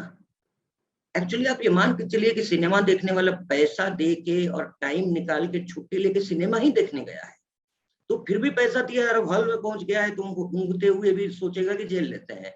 ओटीटी वाला नहीं झेलेगा, मोबाइल रख लेगा अंदर पॉकेट में या दूसरे प्लेटफॉर्म पे चला जाएगा। कंटेंट, वो जो कंटेंट मैं लिखूंगा, जैसे कि कंटेंट क्या है, ओटीटी के राइटर को चैलेंज भी है और आजादी भी है। जब आप ओटीटी का कंटेंट लिखते हैं तो आजादी ये है कि आप बहुत ही डिटेलिंग में जा सकते हैं। आजादी ये है इस बात की कि बहुत डिटेलिंग में जा सकते हैं, लेकिन बहुत डिटेलिंग में जाने का एक खतरा भी है कि बोरिंग ना हो, ये ना लगे कि बहुत एक ही बात को खींचा जा रहा है या बहुत ज्यादा रिपीट टाइप का लग रहा है या सीन्स रिपीट हो रहे हैं। बट ओवरऑल अगर कहा जाए तो कुछ भी नया प्रयोग करने के लिए वहां पे एक स्पेस है। वहां पे ये बात नहीं है कि भाई वहां पे जैसे कि आप एक डायलॉग को मनोज वाजपेयी सरीखा एक्टर या जो भी मेन एक्टर से उनको पूरी छूट मिलती है, या आप अपना स्पेस लो, आप खेलो, खुल के खेलो अपने कैरेक्टर के साथ। सिनेमा में नहीं मिलता, इसलिए सिनेमा को कहा गया था कि वो डायरेक्टर ओरिएंटेड मीडियम सिनेमा को कहा जाता है। यहाँ पे भी डायरेक्टर का वर्चस्व होता है, लेकिन इतना ज्यादा नहीं जितना सिनेमा में होता है। ओटीटी का डायरेक्टर थोड़ा लिबरल हो जाता है राइटर के साथ, क्योंकि थोड़ा टाइम मिल जाता है खेलने, उसमें जितना आप चाहिए उतना। मतलब सिनेमा में मैंने कई बार, मैं खुद भी बहुत सारा डायरेक्शन किया हुआ हूँ, फीचर फिल्म छोड़ के टेलीविजन वगैरह किया हूँ, ओटीटी वगैरह किया हूँ। तो बल्कि टीवी में तो और बड़ी मुश्किल बात थी। टीवी में और जल्दी आपको अगर कोई एक्टर चाहता है कि वो बोलते हुए लंबी सांस खींचे और रुके, तो वो इजाजत नहीं थी। अरे यार इतना टाइम नहीं होता। टीवी वाले ये बोलते थे, सिनेमा वाले भी बोलते थे, वेब सीरीज में नहीं बोला जाता है। वेब सीरीज एक कंटेंट के लेवल पे बड़ा ही फ्रीडम दिया है, क्योंकि एक्टर आजाद है वहां, इसीलिए आजाद राइटर आजाद है वहां पे। ओटीटी पे राइटर अपने लेखनी के लिए आजाद है, इसीलिए एक्टर भी वहां आजाद होता है, और इसीलिए नए अभिनेता निखर के उस पे आते। तो मैं आपको एक बात बताऊं कि किसी ने कहा कि मैं मूल रूप से भी आ रहा हूं कि राइटर का जो चाहे ओटीटी हो या सिनेमा, चूंकि यहाँ पे जो भी बातें हम करेंगे वो खास तौर पे ओटीटी को ध्यान में रखते हुए, लेकिन मैं बताऊं कि राइटर तो राइटर है। मतलब वो एक डायलॉग है ना कि गोल्ड तो गोल्ड होवे, लड़की लवे या लड़का, जो दंगल में है। तो राइटर राइटर है, जो चाहो लिखवा सकते हो, बशर्ते कि उसको राइटर होना चाहिए। वो क्या होता है कि कई लोग सिनेमा ज्यादा लिख देते हैं तो उस मीडियम को लेकर ज्यादा कंफर्टेबल हो जाते हैं, वो थोड़ा दिन तक दूसरा मीडियम लिखेंगे, उसमें भी हो जाएंगे। बेसिक तो थॉट होना चाहिए राइटिंग का, उसके बाद से डिजाइनिंग हो जाएगी, क्या लिखना है, किस मीडियम के लिए लिखना है। इतनी समझ हो जाती है कि आप ये डिफ्रेंशिएट कर पाते हैं कि किस मीडियम का रेंज क्या है। जैसे कि ओटीटी के लिए लिखते वक्त क्लोज शॉट्स ज्यादा इस्तेमाल किए जाते हैं, सिनेमा में क्लोज कम इस्तेमाल किया जाता है। सिनेमा का पर्दा पहले ही बहुत बड़ा है, लगता है कि तस्वीरें हमारे ऊपर गिर पड़ेंगी, तो उसमें क्लोज शॉट्स की इतनी अधिकता नहीं होती है, क्योंकि सिनेमा में हम उस पूरे बैकड्रॉप को ज्यादा एक्सप्लोर करते हैं, अच्छे अच्छे लोकेशंस, इसलिए सिनेमा में लोकेशन का बड़ा ख्याल रखा जाता है, खूबसूरती का बड़ा ख्याल रखा जाता है। ओटीटी में आप टाइट शॉट बनाते हो, आप बिल्कुल एकदम, आप देखेंगे कई बार की शॉट्स आएगा कि आधा चेहरा, आंखें इतना एकदम क्लोज, चेहरे की एक एक झुर्रियां तक आएंगी। क्यों? क्योंकि स्क्रीन छोटा है। तो वो बहुत लॉन्ग शॉट लेंगे जिसमें कैरेक्टर बहुत दूर है, बहुत वाइड है, तो शॉट्स दिखाई नहीं देंगे। तो जैसे ही आपका ये बदलता है, ये मीडियम, ये कैमरा करने का तरीका बदल जाता है ओटीटी में, आप क्लोज ज्यादा खेलते हैं तो उससे क्या होता है कि उससे थोड़ी लाइटिंग भी बदल जाती है, उससे थोड़ा कंटेंट भी बदल जाता है। जब आप ये जानते हैं कि जब हम हमारी फिल्म मोबाइल पर भी देखी जा सकती है, हमारा वेब सीरीज मोबाइल पे भी आदमी चलते हुए देख सकता है, तो उसमें कुछ चीजें शामिल हो जाती हैं, जिसमें कि ऐसे कोई डायलॉग नहीं दिए जा सकते जो कि एक बार हम नहीं सुने तो पूरी कहानी मिस कर गए। अगर ऐसा कोई डायलॉग है तो आपको उसको 2 बार 3 बार 4 बार रिपीट करना चाहिए। नहीं तो अगर मान लीजिए कि सेम टाइम में हमको आवाज नहीं मिली, हम जर्नी कर रहे हैं, हम कहीं जा रहे हैं और वो लाइन निकल गई, एक कोई घटना का टर्निंग पॉइंट आपने इतना इंपॉर्टेंट बताया और वो मेरे से छूट गया, अब मुझे पूरी कहानी समझ में नहीं आ रही है। तो इसीलिए ऐसे जो टर्निंग पॉइंट्स है उनको हम बार बार फ्लैश करेंगे, बार बार उसको रिमाइंडर देंगे, रिकैप कर देंगे। तो ओटीटी वगैरह में इन छोटी छोटी चीजों का ख्याल रखा जाता है। अभिनेता के करने के लिए यहाँ पे बहुत कुछ है, राइटर के करने के लिए यहाँ पे बहुत कुछ है, बहुत ही कुछ है। और अभी तो ओटीटी की शुरुआत पर है, अभी तो ये इतना ज्यादा आगे जाना है। और जैसे ही ओटीटी बेहतर करेगा, आज ही सिनेमा, इंडियन बॉलीवुड सिनेमा की तुलना और ओटीटी कंटेंट की तुलना होने लगी है, तो सिनेमा की मजबूरी हो जाएगी कि उसको अपने कंटेंट के साथ दोबारा से सोचना पड़ेगा कि आखिर हम ये जो बना रहे हैं इससे बेहतर कंटेंट ओटीटी पे है तो लोग उधर चले जाएंगे, तो मैं फिल्म क्यों बनाऊं। और वाकई ये सोचना पड़ेगा कि आपकी फिल्म कोई देखने क्यों आएगा, थिएटर तक क्यों आएगा पसीने बहा के। मैं तो ये कह रहा हूँ कि कंटेंट इतना ज्यादा बन रहा है कि हम फ्री में कंटेंट दें तो लोग नहीं देखेंगे। बहुत सारे प्लेटफॉर्म्स हैं, मैक्स प्लेयर है, कह रहे हैं कि आप फ्री में देखो। बहुत सारे ही कंटेंट हैं कि वो स्पॉन्सर से और वो एड से और विज्ञापन से और इन्वेस्टर को ये दिखा के कि हमारा इतना ज्यादा व्यूअरशिप है, उसको पैसे बना लेंगे। वो तो चाहते हैं कि आप फ्री में देखिए, ये बेसिक सब्सक्रिप्शन भी छोड़ देंगे। बिल्कुल वैसी बात हो जाएगी कि टाइम्स ऑफ इंडिया ने कभी कहा था कि हम न्यूज़पेपर आपके घर फ्री में भिजवा देंगे, आप पढ़ो तो सही, और हम एड से पैसे ले लेंगे। ये बिल्कुल वैसी बात हो जाएगी। लेकिन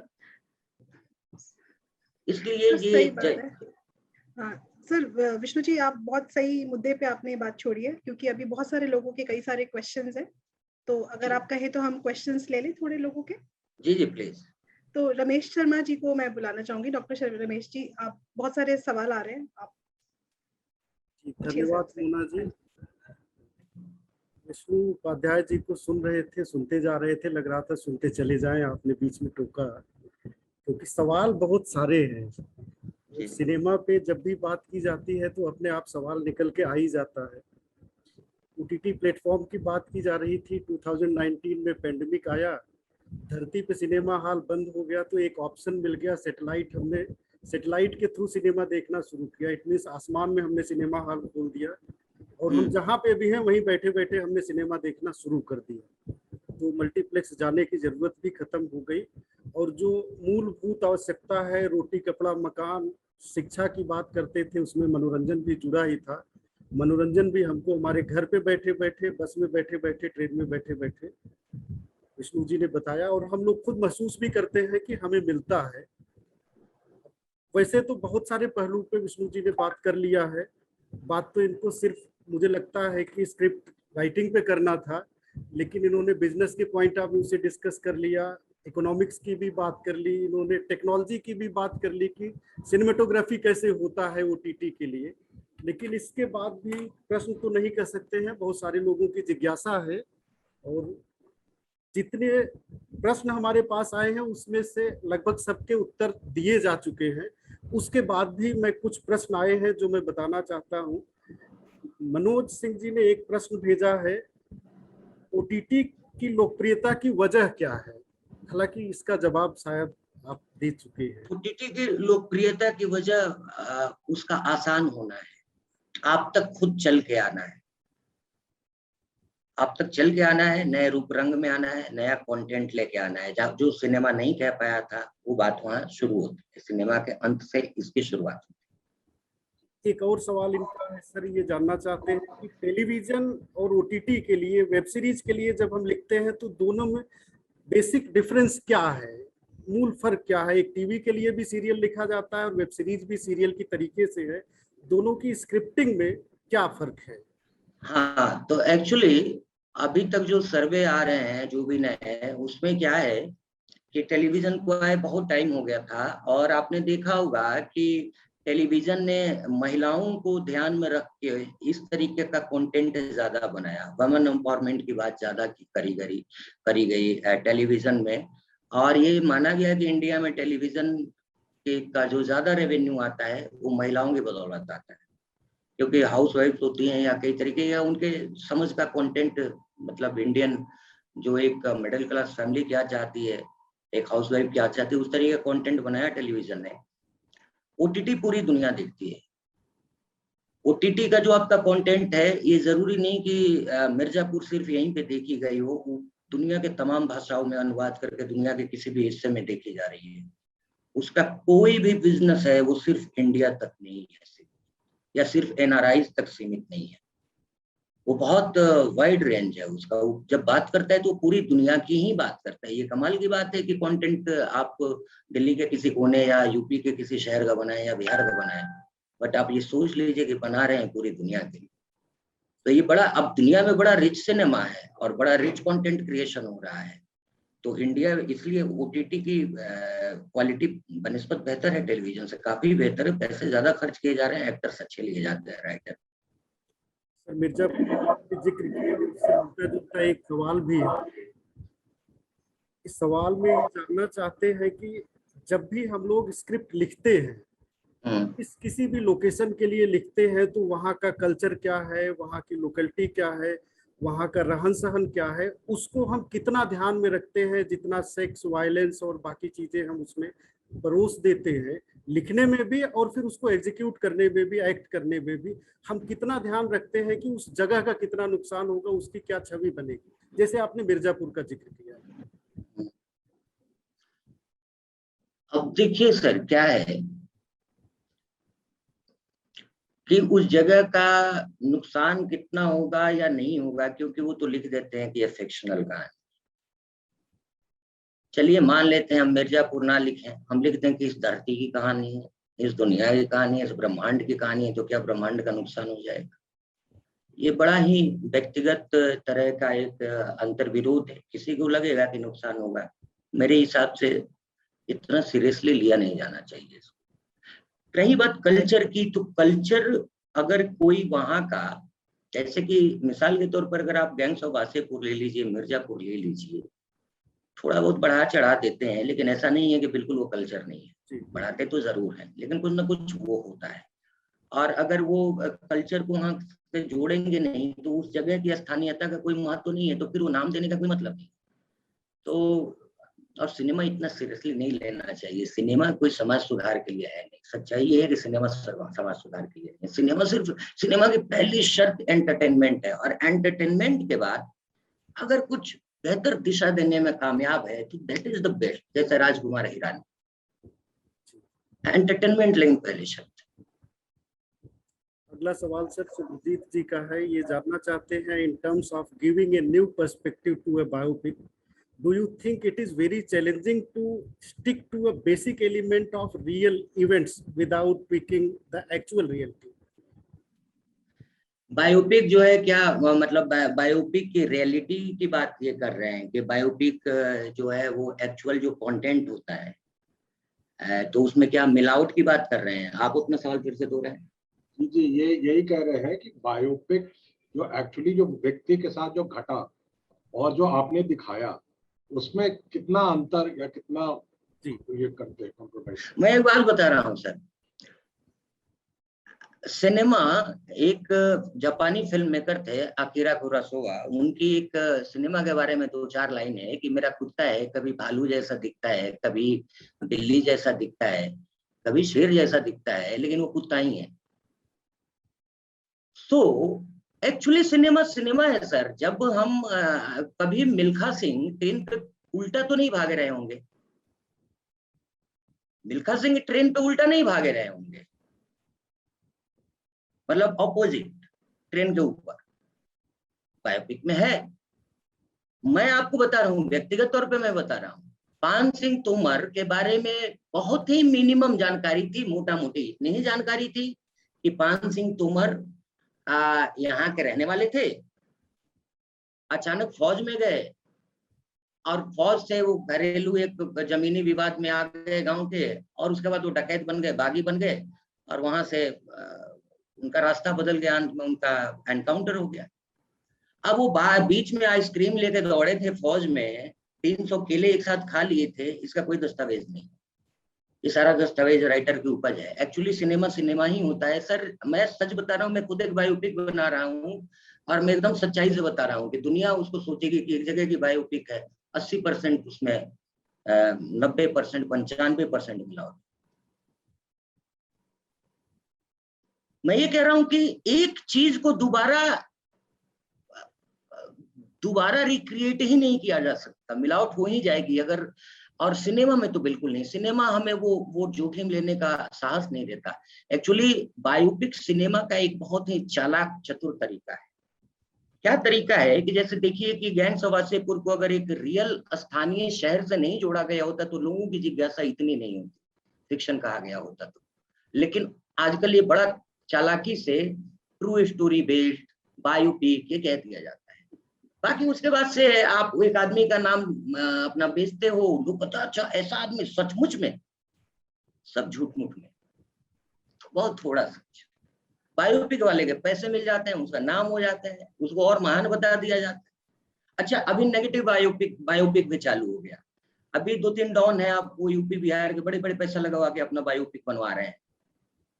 उनको जस्टिफाई किया जाएगा कि ये बेचारा ना क्रिमिनल था, नहीं, हालात ने बना दिया, अंत में उनको हीरो बना दिया जाएगा। ये बहुत सारे बाहुबली नेता पेता होते हैं जो उनके बायोपिक अब बन रही है। वो थिएटर्स बीच में बंद हो गए, नहीं तो आप 2-4 बायोपिक देख लिए होते। अभी होड़ लग जाएगी, यूपी के बाहुबली और बिहार के बाहुबलियों की बायोपिक आने लग जाएंगी कि ये महान इनके साथ ये अत्याचार, इन सारे लोगों के साथ अत्याचार हुए थे, हमारे आपके साथ कभी कोई अत्याचार नहीं हुआ। नाइंसाफी इस मुल्क के सारे बागियों के साथ हुई। हम लोग चूंकि नाइंसाफी नहीं हुई इसलिए हम लोग बागी नहीं बने। तो वो सब सिनेमा एक्चुअली सिनेमा ही है सर। बहुत से मैं बता रहा हूँ कि हमारे देश का कल्चर इतना रिच रहा है, इतिहास, वेद, पुराण, बाबा, सुधारक, सिनेमा बड़ी पिद्दी चीज है इंडिया। सुधारने के लिए समाज ये सब है, सिनेमा सिर्फ देखने के लिए चित्रों का एक माया जाल है, सीरियसली नहीं लेना चाहिए जी। ये सबसे बड़ी बात है। अगले 2 सवाल है सर सेंसरशिप से रिलेटेड और कंटेंट रेगुलेशन से। हालांकि हमारा अगला सेशन इसी पे है, लेकिन लोगों की जिज्ञासा है कंटेंट रेगुलेशन और सेंसरशिप के पॉइंट ऑफ व्यू से क्या कुछ आप शेयर करेंगे? सेंसरशिप और पॉइंट ऑफ व्यू से मेरे गुरुजी हैं, मैंने जिनसे सिनेमा सीखा है, जिनको देखकर अट्रैक्ट हुआ था, जिनके साथ काम करता हूँ, मेरे आदरणीय रेस्पेक्टेड प्रकाश झा जी। और प्रकाश जी, मुझे लगता है कि अभी तक सिनेमा पे सबसे ज्यादा किसी ने फाइट किया है अगर सेंसर बोर्ड से फिल्म इंडस्ट्री में, तो प्रकाश जी ने किया होगा। ऐसी कोई फिल्म मैं नहीं गिना सकता जिसमें उन्होंने कोर्ट का दरवाजा नहीं खटखटाया हो, संघर्ष ना हुआ हो, चाहे आरक्षण हो, चाहे राजनीति हो, वो सारी फिल्में, चक्रव्यूह, वो सारी फिल्में उनकी फंसती ही हैं, क्योंकि वो इतना करंट सब्जेक्ट उठा लेते हैं। तो उनकी एक बड़ी अच्छी बात है, वो कहते हैं कि आप सेंसर मत करो, सर्टिफिकेशन। मतलब कि ये बात मुझे भी समझ में आती है, ये आपको भी समझ में आएगी सर। बड़ी सिंपल सी बात है कि आप क्राइटेरिया बना दो कि ये बच्चों के देखने लायक है, ये नहीं है, ये परिवार के देखने लायक है, ये नहीं है। आप काटकूट करने का मत, खाली ये क्राइटेरिया बना दो, सर्टिफिकेशन कर दो। उसके बाद लोगों के ऊपर छोड़ दो कि वो उसको देखना चाहते हैं, ये इसमें बहुत वायलेंस है, ये बहुत हिंसा है, इसमें खून खराबा है, भाई हम इसका सर्टिफिकेशन करते हैं। कि वो करके छोड़ दो, लोगों को डिसाइड करने दो कि उसको देखना है कि नहीं। 18 से जो ऊपर के लोग हैं वो डिसाइड करने के लिए काफी फ्री हैं। आप जबरदस्ती उनको क्यों कहोगे कि नहीं हम तुम्हें सुधार रहे हैं, ये सिनेमा नहीं देखने देंगे, हम पहले ही काट देंगे। कहाँ कहाँ रोकोगे? आदमी बिगड़ना चाहेगा तो सिनेमा से ही बिगड़ रहा है। सिनेमा से मतलब ये सारे जो इतनी दुनिया में मुश्किलात करने वाले जो लोग हैं डिस्ट्रक्टिव, वे सब सिनेमा देख के बिगड़ गए। तो वो सेंसर बोर्ड ने जबरदस्ती का अपने कंट्रोल में रखने के लिए विचारधारा को, जिसकी सरकार होती है अपना आदमी बिठा देता है। सर्टिफिकेशन करना चाहिए, भाई ठीक है तेरा ये सिनेमा है, कोई काटकूट नहीं, चल ये वाला तेरा सर्टिफिकेट है, पब्लिक पे छोड़, देखती है नहीं देखती। ये तो सर सवाल जो है वेब सीरीज की तरीके से बढ़ता जा रहा है एपिसोड दर एपिसोड। मैं आखिरी सवाल ले लेता हूँ, डॉक्टर रवि चतुर्वेदी जी का है। By promoting the quality content, OTT has brought the screenwriters at a center stage of filmmaking. Do you think that this may signal the end of a prevailing trend of director come screen writer of Indian cinema. मुझे लगता है promoting of screen, नहीं, वो निर्देशक कम लेखक, निर्देशक का जो निर्देशन कम कॉम्बिनेशन लेखक था के- वो खत्म हो जाएगा। लेखक और निर्देशक का क्या चीज? जो कई ऐसे बड़े निर्देशक हैं जो अपने आप को लेखक और निर्देशक दोनों के बोर्ड में होते हैं। हाँ, नहीं ऐसा नहीं है, नहीं सर। ओटीटी से वो ऐसा कहना है इनका कि क्या ओटीटी से वो जो एक ट्रेंड था वो बदल रहा है? जी, यही पूछ रहा हूँ कि एक नहीं वो जरूरी नहीं है। मैं ये बता रहा हूँ सर कि कोई भी चीज, जैसे कि मैंने अपनी पहली फिल्म प्रोड्यूस करी है, उसके लेखक कोई और है, मैंने उसको सिर्फ प्रोड्यूस कर रहा है। नेक्स्ट फिल्म जो मैं कर रहा हूँ उसमें से एक फिल्म मैं डायरेक्ट कर रहा हूँ और राइटिंग भी कर रहा हूँ, और एक फिल्म को मैं डायरेक्ट कर रहा हूँ जिसके राइटर दूसरे हैं। ये एक्चुअली सर सुविधा का सवाल है, हमारी पसंद का सवाल है। एक ये आजकल ज्यादा जो ट्रेंड बना है वो ये जरूर है कि नए जो लोग आ रहे हैं मोस्टली वो अपनी ही दिमाग के किसी उपज को कहानी की शक्ल देकर डायरेक्ट करना चाहते, बल्कि ये ज्यादा हो गया है। और कोई भी फिक्स क्राइटेरिया नहीं है सर। मैं सबसे बड़ी बात कर रहा हूँ, सबसे ज्यादा नुकसान किसी चीज का होता है जब किसी ग्रामर में पहना दिया जाता है। एक्चुअली सिनेमा के सारे ग्रामर, मेकिंग के, एडिटिंग के, सिनेमेटोग्राफी के, पूरा ट्रेंड बदल गया है, पूरा बिजनेस बदल गया है और स्क्रीन राइटिंग बदल गई है सर। अगर स्क्रीन राइटिंग के ग्रामर में कोई जाएगा इस समय, नया नहीं रच पाएगा। एक्चुअली जो स्टोरी टेलिंग क्या है, हम जो बात को जितना सहज तरीके से बताते, जितना अच्छा राइटर उतनी सादगी से, उतनी सहजता से, उतनी सरलता से बता देगा। और वही ग्रामर है, सिंपल होना, सबके समझ में आना, कम्युनिकेट होना, रिसीव होना, यही ग्रामर है सिनेमा का, राइटिंग का या मेकिंग का, और कोई ग्रामर नहीं है। और मैंने राइटिंग में एक और बात मैं जोड़ना चाहूंगा, हमने महान से महान चीजें लिख दी हैं।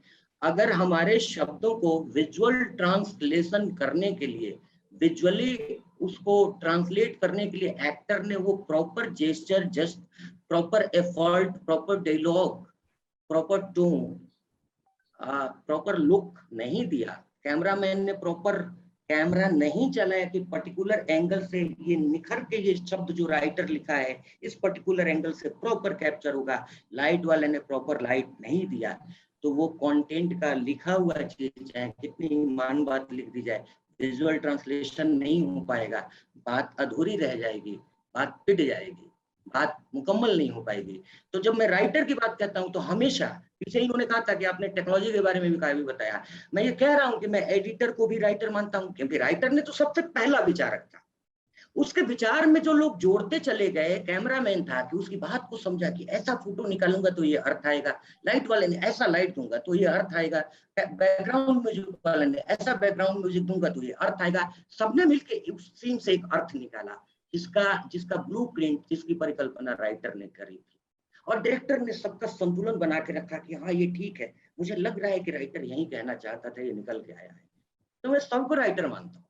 मैं एक कैमरामैन को सोचता हूँ कि वो कैमरे से राइटिंग करता है, एडिटर कीबोर्ड पे राइटिंग कर रहा है, साउंड वाला साउंड की राइटिंग कर रहा है, ये सब रचयिता है।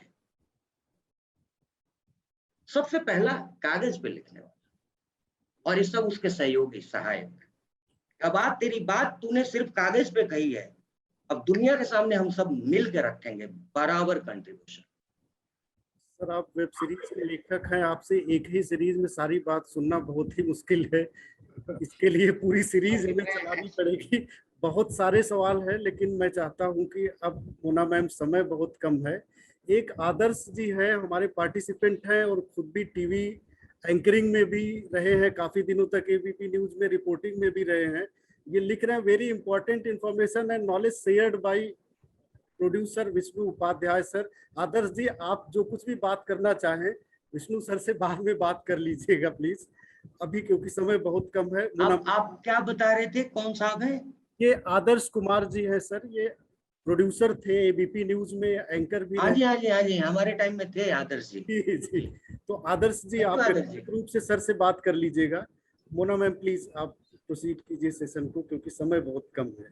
Thank you sir, thank you so much. तो उपाध्याय जी, आज आपने बड़े बड़े तरीके से और बड़े बखूबी से बहुत सारी चीजें बताई। मैं बुलाना चाहूंगी हमारे चेयरपर्सन प्रोफेसर सिद्धार्थ मिश्रा जी को उनके रिमार्क्स के लिए, क्योंकि सर बहुत अच्छा वैल्यू एडिशन करते हैं कई बार सारी बातों को सम अप करके। Thank you Mona. आप पता नहीं वो ऐसे कि ना सिगरेट पीना स्वास्थ्य के लिए हानिकारक है, उस किस्म का वार्निंग तो मेरे बारे में नहीं दे रही थी कि मैं बहुत अच्छा वैल्यू एडिशन करता। सर हमें पता है कि कई बार अगर हम कोई पॉइंट मिस भी कर दें तो वो आप हमें रिकॉल करा देते हैं। तो मैंने जनरली क्या है कि आप बहुत ही आप जो है मतलब विष्णु जी, आप टेलीविजन पे इस जूम पे जब आप इतने इफेक्टिव स्पीकर हैं, तो पता नहीं जब हमारे अगर आप ऑडिटोरियम में आएंगे और हमारे जो थिएटर है उसमें आएंगे और उस पर जब बात करेंगे खड़े होकर के और एक्सप्रेशन से बात करेंगे तो आप तो बवाल मचा देंगे हमारे स्टूडेंट्स के बीच में और सबके बीच में। तो पहले तो मैं आपके अंदर जो एक अभिव्यक्ति की जो स्ट्रेंथ है उसके लिए आपको मैं मुबारकबाद देना चाहता हूँ। Thank you sir. और मैं एक बात, जो कुछ बातें जो अंत में आई थी उसको, फिर मैंने तो शुरुआत में कुछ बातें बनाई थी लेकिन इतनी सारी बातें आ गई है कि एक जो सेंसरशिप की जो बात आई थी और रेगुलेट करने की जो बात आई थी, तरह तरह की बातें हो रही थी, is not directly about OTT और नॉट डायरेक्टली अबाउट फिल्म्स। एक सुप्रीम कोर्ट के एक पर्टिकुलर टेलीविजन रिलेटेड केस में एक सुप्रीम कोर्ट के जज ने बड़ी अच्छी बात कही है। अर्नब गोस्वामी के मामले में रिपब्लिक टीवी के जो है कहते हैं कि आपको पसंद नहीं है तो मत देखिए रिपब्लिक टीवी, नहीं आपको अब मत देखिए रिपब्लिक टीवी, देश में वो हानिकारक है, बापू जो है ना गाना बापू बड़ा हानिकारक है तो रिपब्लिक बड़ा हानिकारक है, मत देखिए, वो आपका बापू तो नहीं है ना, Republic is not your father, don't watch it. तो ये बात जो है कि हम जिस सदी में जिस एरा में रह रहे हैं, रेगुलेशन तो पब्लिक करेगी, रेगुलेटर। Yes, और yes. अब आप कुछ भी कर लीजिए, जितना आपने सारा वो टेक्नोलॉजी को आप बीट नहीं कर सकते। टेक्नोलॉजी कोई ना कोई रास्ता निकाल लेगी, जैसे कि पानी की धार को आप कितना भी बांध दीजिए, मिट्टी निकाल दीजिए, कहीं ना कहीं से वो रास्ता निकाल। तो यही बात तो या फ्लड हो जाएगा। तो ये बात तो है कि जो सेंसरशिप की बातें ठीक है, आप सेल्फ रेगुलेशन कीजिए, आपको क्या देखना है नहीं देखना है, परिवार के साथ बैठ के देखना है नहीं देखना है। हमारे एक वक्त स्पीकर पहले आए थे, वो सोचे कि फैमिली मैन है तो शायद मैं फैमिली के साथ बैठ के देख सकता हूँ, लेकिन पहले फ्रेम के बाद रियलाइज किया कि नहीं देख सकता हूँ। तो उन्होंने कहा कि भाई फैमिली तुम सो जाओ, अब मैं देखता हूँ बैठ के अकेले। तो ठीक है। तो इनफैक्ट इसी तरह का मुझे याद है कि एक फिल्म आई थी शाहरुख खान की, ओम शांति ओम। तो उसके बाद मैं अखबार में उस समय काम करता था, तो एक वकील साहब आए, उन्होंने लंबा चौड़ा पकड़ा दिया ये कि उसने ओम शांति ओम जो सिनेमा है उसने पूरा वो ओम शांति ओम, वो ओम ढूंढने गए थे वहां पर, ओम शांति ओम, वहां उनको जो मिला वो पढ़ता गया, वो उनको अलग था। तो हमने कहा कि आप ढूंढने ही क्यों गए थे अध्यात्म को? आप सिनेमा हॉल में शाहरुख खान और ये जो लड़की है उसके लिए आप ढूंढने क्यों गए? मैंने वकील साहब ने बड़ा जिरह किया इसके ऊपर। मैंने कहा आपको ढूंढने जाता, आप हरिद्वार जाते, आप ऋषिकेश जाते, आप जो बात आप कह रहे थे कि आप बाबा लोगों के पास जाते ना, क्या आप चले गए शाहरुख खान के पास और वो दीपिका पादुकोण के पास ओम शांति ओम ढूंढने के लिए। तो उनका जो परसेप्शन है ओम शांति ओम का उन्होंने दिखाया, बताया आपको, ठीक है। तो एक बात अपने आप बड़ी सटीक कही कि जो जगह के नाम के बारे में जो बात है, मिर्जापुर, भाई मिर्जापुर सीरियल से तो उसका नाम को कोई हानि नहीं पहुंचेगा, लेकिन ये चुनाव आते आते उसका नाम मिर्जापुर हो जाएगा, ये मैं बता रहा हूँ। मिर्जापुर नाम गायब हो जाएगा, हमारे जो सरकारी दस्तावेजों से वो नाम गायब हो जाएगा। विंध्याचल हो गया सर, हाँ विंध्याचल अनाउंस हो गया सर। हाँ, तो फिर मैं वही कह रहा हूँ कि ये सिनेमा बेचारा, जैसे आपने कहा कि सिनेमा तो कभी आप उसको खामखा आप उसको इतना बड़ा ये बता रहे कि सिनेमा के चलते मिर्जापुर की हानि हो गई, मिर्जापुर का ये हो गया, मिर्जापुर इलाहाबाद का नाम नस्तर सब मिटा दिया गया। उस नाम का एक बैंक जो था, जो इतना हमारे फ्रीडम स्ट्रगल का पार्ट था, उस बैंक को भी खत्म कर दिया गया। यस। तो सिनेमा कहाँ इन चीजों को बर्बाद कर सकता है कुछ? और मेरे ख्याल से मिर्जापुर अब कहीं बचेगा दस्तावेजों में तो वो इस OTT के दस्तावेज में ही बचेगा। Yes yes, very correct, very true. अगर कहीं बचेगा तो इस ओटीटी के दस्तावेज में ही बचेगा और कहीं नहीं बचेगा। तो सिनेमा तो आप खैर मनाइए कि सिनेमा ने मिर्जापुर पे बना दिया, ओटीटी वालों ने एक बना दिया मिर्जापुर के नाम का एक दस्तावेज, कह दिया कि लोग कहेंगे एक शहर था मिर्जापुर, जो खैर एनीवे बहुत खूब। और एक बात जो आपने जो कही कि मेरे ख्याल से ये एरा जो है, ये जो दर्द जो कुमार साहनी, मनी कौल और इन जैसे जो लोग थे, इन लोगों का जो दर्द है और इन लोगों की जो जीवन की कहानियां हैं कि भटकते रह गए, कोई सिनेमा हॉल मेरी फिल्म को रिलीज कर दो, मास कम्युनिकेशन कोई स्क्रीन वाला स्क्रीन दिखा दो, कोई कुछ कर दो, वो दर्द अब आज के फिल्म मेकर को नहीं। हाँ, वो बहुत कम हो गया अब, राहत बहुत कम हो गया। मतलब कि अगर आपने फिल्म बना ली तो फिल्म का मतलब ये नहीं है कि कोई अगर पता लगा कि कोई एक उसको पता लगा किसी बड़े प्रोडक्शन हाउस को कि फला की फिल्म आ रही है जो कि मेरे फिल्म के बराबरी की फिल्म है, तो साला हिंदुस्तान के सारे स्क्रीन बुक कर दो, उसकी फिल्म रिलीज ही ना हो। जी जी जी, वो चीज अब नहीं हो सकती है। और इसको आपने बड़ा अच्छा कहा था कि सिनेमा का कल्चर जो चेंज हुआ, और जिसका आपने एग्जाम्पल दिया कि सिनेमा का कल्चर अब वो जो फेस्टिवल ऑफ राधे और फेस्टिवल ऑफ बेल बॉटम वो खत्म हो गया। वो फेस्टिवल जो था, फेस्टिवल की ईद के मौके पर रिलीज, और इनफैक्ट हम लोगों ने वो जमाना देखा है जब पोस्टर लगा करते थे शहर में, वॉल पे लगा करते थे कि ईद के मुबारक मौके पे 14वीं का चांद देखिए। हाँ जी हाँ जी हाँ जी। हाँ, इस तरह के अब डिसेमिनेशन ऑफ इंफॉर्मेशन का अब युग खत्म हो गया और अब ये ओटीटी के युग में एक ये बदलाव जो किया है। और आपने सही बात कही कि जो कहानी जो है, जो इंफॉर्मेशन तो आज सबके पास, हाँ, लेकिन मैं जो जहां भी मैं जाता हूं, जो बच्चों की बात करता हूं मास कम्युनिकेशन में, कहता हूं कि इंफॉर्मेशन नॉलेज, लेकिन communication can not be without language. Yes, knowledge और लैंग्वेज, ज्ञान और भाषा। तो वो कहानी कहने की भाषा आपके पास है कि नहीं है, ये बड़ा इंपॉर्टेंट। वो कहानी कहने का स्किल आपके पास है कि नहीं है, वो बड़ा इंपॉर्टेंट। और आप कोई बात को, कोई धुन को नई तरह से कैसे निकाल सकते हैं, ये तो अब एक मतलब पता नहीं मैंने पहले कभी लोगों से शेयर किया या नहीं किया, मैं कुछ पढ़ता रहता हूँ सिनेमा के बारे में, कुछ चीजें याद आती है तो वही बता रहा हूँ। तो ये वो एक बड़ी एक फेमस एक किताब सिनेमा थी, किताब, और किताब फिल्म के अंदर एक बच्चे पर कहानी थी कि घर से भाग जाता है और लाइफ में तरह तरह के लोगों से मुलाकात होती है।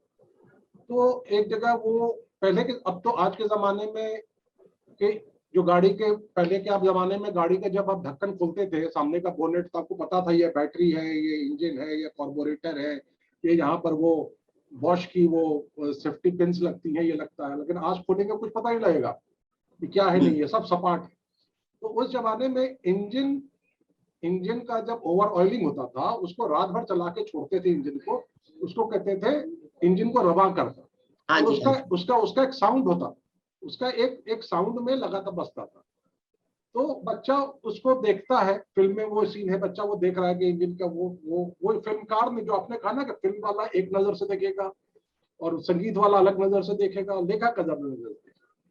तो उसने जो उसकी जो हारमोनियम की तरह बज रहा है इंजन, उसको देख करके बड़ा अट्रैक्टेड होता है, उसको कैमरे पे दिखा। लेकिन उसकी आवाज से आर डी बर्मन बड़े इंप्रेस्ड हुए और कहा कि ये जो रिदम है इसको गाने में ढालना है। और वो गाना बना क्या था, कम्मों की आंखों में एक रात का सुरमा।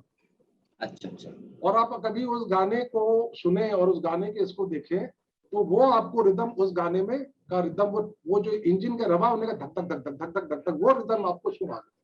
तो this is the beauty of तो एक्सपेरिमेंट वहां पर। अब ये तो बहुत बड़े बड़े नाम थे, गुलजार लिख रहे थे, आर डी बर्मन बना रहे थे, गुलजार के जो क्या नाम था उनका, मराज या क्या नाम था, मेराज, उनके जो फोटो डायरेक्टर थे, इतने बड़े नाम थे। लेकिन इस तरह के एक्सपेरिमेंट आज ओटीटी ने सबको अलाउ कर दिया। इस तरह का एक्सपेरिमेंट आज ओटीटी पे करने के लिए, वो रिस्क लेने के लिए आपको गुलजार होने की जरूरत नहीं है, या आपको क्या नाम है, आर डी बर्मन होने की जरूरत नहीं है कि वो नहीं। तो आज वो उस तरह का एक्सपेरिमेंट ओटीटी में कोई भी व्यक्ति कर सकता है। और मेरे ख्याल से जो मैंने एक बात आपको मैं कहूंगा कि आप शब्दों के जादूगर हैं। आपने एक बात को बड़े शब्दों में बुन करके कहा कि ये जो सीरियल्स आते हैं ये सास बहू वाले serials, it is not a serial on women empowerment. ये कहीं से भी वुमेन एम्पावरमेंट में ये सीरियल नहीं है। और I object to you using the word women empowerment. वो वुमेन के बड़े नेगेटिव साइड को दिखाते हैं, जो सच्चाई भी है समाज की। लोग उसको कहीं ना कहीं सच्चाई है, लोग उसको पसंद भी करते हैं, देखते भी हैं, और उसका ओवर ड्रामेटाइजेशन भी होता है। लेकिन वो कहीं से भी, हाँ, हालांकि उसमें कोई वुमेन जो है, अब जैसे कि एक वो आज जो टॉप का जो सीरियल चल रहा है अनुपमा कैरेक्टर बहुत इंपावर्ड वुमेन कैरेक्टर है। लेकिन बाकी जो वुमेन कैरेक्टर्स है वो इतनी भी कोई, उनको किसी को नागिन हो, किसी को मैदे की कटोरी, ये भी नहीं डिजर्व करती। तो वो है, मतलब कि it has its negativities, but then that is challenge of cinema. मतलब कि ठीक है, अगर आपको the audience has the right to protest, कि कहीं ना कहीं, और कहीं पर ये भी कहा जाता है कि भाई, जैसे कि जो एपिकल स्टाइल ऑफ राइटिंग है कि राम के कद को इतना बड़ा, सॉरी, रावण के कद को इतना बड़ा इसलिए दिखाया गया कि राम का कद उनसे बड़ा लगे। इसलिए प्रॉब्ली ये जो खलनायिकाएं हैं उनके कद को इतना बड़ा दिखाया जा रहा है कि अनुपमा का कद उनसे भी बड़ा दिखे। तो ये चीजें आपने शेयर की, और मेरे ख्याल से we had a very entertaining session at the end of it. ज्ञान तो आपने दिया ही, लेकिन एंटरटेनमेंट भी हमारे इस सेशन में पूरा रहा, I would say that. And और जैसे कि रमेश जी ने कहा था, मैं बस आपसे एक जानना चाहता हूँ, जो मुझे इंडियन टेलीविजन का जो मुझे स्वर्णिम युग लगा था वो ये था कि जब शुरुआत में जब हमारे यहाँ सोप ऑपेरा शुरू हुए, उस समय एक शॉर्ट स्टोरीज पे, एक एपिसोड में एक कहानी को निपटाने वाला सिस्टम चलता था। प्रेमचंद की कहानियां, इनकी कहानी, और उन काफी कहानियों पर एक इंटरेस्ट है। ओटीटी में अभी इस तरह का कोई एक्सपेरिमेंट होता हुआ मुझे नहीं दिखा। अगर कुछ आपके नजर में कुछ है तो बता दे, शायद हम लोग जाकर एक पहला जो ओटीटी में आया, जिसको आप जानते होंगे सर, वो पंचायत, थोड़ा सा हम लोगों का जो एक कल्चर जो है एक गांव की, आप प्रेमचंद का एक आधुनिक वर्जन है। मैं आपकी बात, वो तो आपने, मैं ये कह रहा था कि जैसे कि कई राइटर्स की कहानी, विदेशी राइटर्स की कहानी को भी, जो शॉर्ट स्टोरीज हमने, जैसे आप मालगुडी डेज, जैसे कि मालगुडी डेज, वैसा मालगुडी डेज भी अपने आप में एक ही कहानी, लेकिन उसमें अलग अलग कहानियां थी, आप ठीक बात कर रहे हैं। लेकिन कई ऐसी कहानी, ओ हेनरी की, जैसे मुझे याद है, ओ हेनरी की कहानियों पर कई सारे बने थे, तो and they were very successful also. तो उस तरह का कोई एक्सपेरिमेंट मेरे ख्याल से ओटीटी में अभी तक नहीं हुआ। और एक प्रॉब्लम मैं आपको बता रहा हूँ, ये जो ओटीटी के जो लंबे लंबे सीरियल्स वो फेस करने जा रहे हैं, ये कि लॉकडाउन में बहुत समय था, बैठ के हमने पूरी रात काली करके देख ली। जब दुनिया खुलेगी तो इतना समय लोगों के पास होगा या नहीं होगा। फैमिली मैन 1 तो देख लिया, फैमिली मैन 2 देखने का मौका नहीं मिला, जबकि मैं फिल्मची आदमी हूँ, लेकिन टाइम नहीं मिला देखने का। ये एक प्रॉब्लम मुझे लगता है कि ओटीटी के जो ये सिविलाइज फॉर्म्स जो है, या आगे चल के फेस करेंगे कि क्या लोगों के पास इतना समय होगा कि बैठ करके ये रोज, और plus in this competition. Thank you so much Vishnu ji, आपने समय निकाला, आप आए, आप हमारे कॉलेज भी आइए, हमारे कॉलेज में आके हमारे बच्चों से भी आप बातचीत कीजिए, उनको बहुत आनंद आएगा आपसे मिलकर। जरूर। Thank you so much. Thank you sir. इतना बढ़िया सम अप सुनने के बाद मुझे नहीं लगता अब इसे कोई वार्निंग कहे या अलर्ट कहे, पर आपकी हर बात में वजन था, कोई इस पे कोई दोहरा ही नहीं है। और आज विष्णु जी ने, मेरा 100 किलो के ऊपर है। सर हम तो बात के वजन पे ज्यादा फोकस कर रहे हैं इस वक्त, क्योंकि आज स्क्रिप्टिंग की बात है। तो आज विष्णु जी ने भी बहुत ही खूबसूरत तरीके से जो हमें ओटीटी की स्क्रिप्टिंग का वर्णन किया, उसके लिए मेरे ख्याल से हमारे पास ही कोई स्क्रिप्ट नहीं है बताने के लिए। तो I once again thank you so much sir, and I really extend my gratitude कि आपने अपना कीमती समय निकाला और हमें बहुत बहुत खूबसूरत तरीके से चीजों को बताया। Thank you so much.